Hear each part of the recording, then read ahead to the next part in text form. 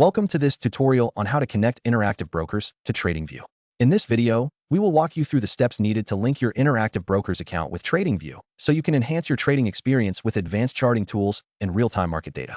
First, you will need to log into your Interactive Brokers account. Once you are logged in, navigate to the Settings section. Look for the API settings. You will need to enable the API connection by checking the appropriate box and ensure that the socket port is configured correctly. It is usually set to 6000 by default, but you can adjust it if needed. Make sure to allow connections from localhost to ensure TradingView can access it. Next, open TradingView and go to the terminal window. In the terminal, select the Broker option and find Interactive Brokers from the list. You will need to enter your Interactive Brokers account details, such as your username and password. Make sure you input the correct information and that your Interactive Brokers account is set to allow trading through the API. Once you have entered your details, save your settings in TradingView. You should now see a confirmation message indicating that your accounts are successfully connected. You can start placing trades directly from TradingView, which will be executed through your Interactive Brokers account. Enjoy the seamless trading experience and make the most of the tools available to you. Thank you for watching this tutorial.